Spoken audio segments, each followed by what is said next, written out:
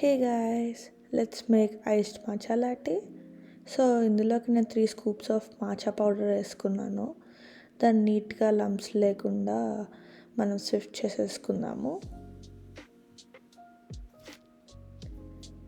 Once అది అయిపోయాక కొంచెం హాట్ వాటర్ వేసుకుని డబ్ల్యూ మోషన్లో దాన్ని విస్క్ చేస్తూ మధ్యలో హనీ వేసుకుని ఒక 1 minute పాటు విస్క్ చేశాను.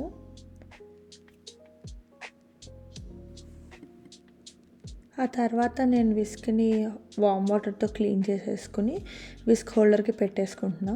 సిన్స్ అది బ్యాంబూ విస్క్ కాబట్టి మనము వెంటనే ఓన్లీ వామ్ వాటర్తో కడుక్కొని అలా హోల్డర్కి పెట్టుకుంటే బెటర్.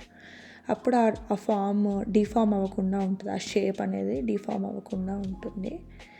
ఆఫ్టర్ దట్ నేను ఏం చేశానంటే ఒక టంబ్లర్లోకి ఐస్ వేసుకుని హోల్ మిల్క్ వేసుకున్నా. ఈసారి I tried it with the whole milk. నేను నా ఫుల్ వ్లాగ్లో ఓట్ మిల్క్తో ట్రై చేశాను 2 times. మీకు ఇంట్రెస్ట్ ఉంటే అది కూడా చూడండి ఒకసారి. ఇప్పుడు నేను ప్రిపేర్ చేసుకున్న మాచాని ఇందులోకి యాడ్ చేసేసుకున్నాను. మా హస్బెండ్కి టేస్ట్ చేయడానికి ఇచ్చాను. He said that it is better then Starbucks.